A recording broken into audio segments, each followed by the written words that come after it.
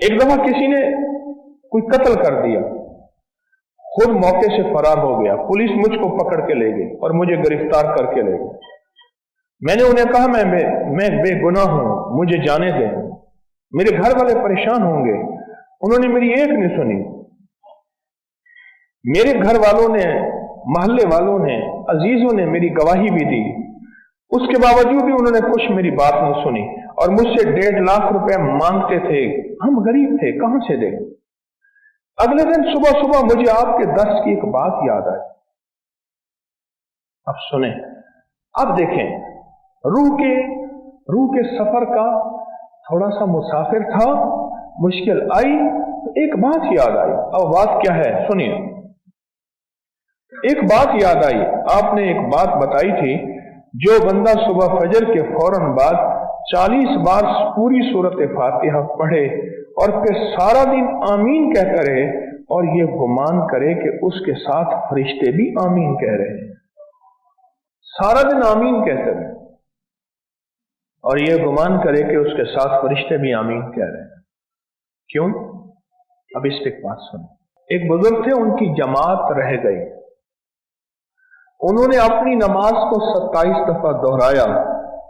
खाम में किसी कहने वाले ने कहा, नमाज तो 27 दफा दोहरा ली, पर वो जो इमाम कहते हैं ना वलद्दालीन, और आप कहते हैं आमीन, और आपके साथ फरिश्ते भी कहते हैं आमीन, उस आमीन का क्या बनेगा? 27 दफा नमाज तो दोहरा ली, पर वो आमीन कहां से लाओगे? आमीन कहां से लाओगे? और फिर एक और बात, जब मजलिस बड़ी होती है जैसे आपकी है, दुआ होगी, तो इस दुआ में फरिश्ते भी आमीन कहते हैं, फरिश्ते भी आमीन कहते हैं। और जब बंदों की आमीन के साथ फरिश्तों की आमीन मिल जाती है, या फरिश्तों की आमीन के साथ बंदों की आमीन मिल जाती है, उस पे अल्लाह पाक कबूलियत की मोहरें, बरकत की मोहरें लगाता है और उस दुआ को कबूल करता है। ये वो चीज जो मैंने अर्ज की थी, उस बंदे को याद आई, इस बंदे को वो चीज याद आई। कहने लगे मुझे हवालात में 8 दिन गुजर गए। मैं एक चीज कहना भूल गया था, हवालात में 8 दिन गुजर गए, 1.5 लाख मुझसे मांगते थे, मैं बेगुनाह था, मेरा उस केस से कोई ताल्लुक नहीं था। अगले दिन सुबह मुझे अचानक आपका दर्स याद आया कि जो बंदा नमाज फजर के बाद 40 बार सूरत अलहम्द शरीफ पढ़ेगा और सारा दिन आमीन कहेगा, तो और ये गुमान साथ रखेगा कि फरिश्ते भी मेरी आमीन के साथ आमीन कह रहे हैं, तो उसका काम हो जाएगा। और एक बात और भी बता दूं, जहां औलिया अल्लाह ने सारी जिंदगी इस्म आजम की तहकीक की है कि वो कौन सा इस्म है, यूं पढ़ो और यूं काम हो जाए, उसे कहते हैं इस्म आजम।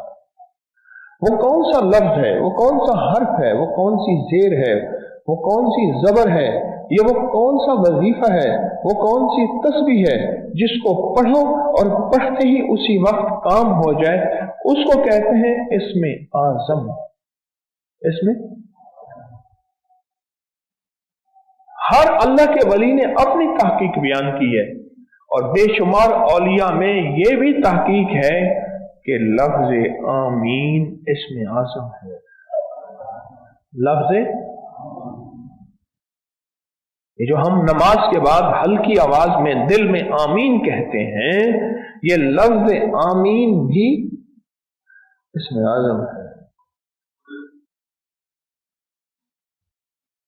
अब मैं भी आमीन कह रहा, उसने तसव्वुर किया, और फरिश्ते भी आमीन कह रहे, बस फर्क सिर्फ इतना है, फर्क सिर्फ इतना है कि दुआ है, दुआ के आतिश इश्क में तू भी मेरी तरह चला करे। हवालात में 8 दिन गुजारने के बाद आमीन कैसी निकलेगी जरा बताएं? कोई वसीला नहीं, कोई रास्ता नहीं।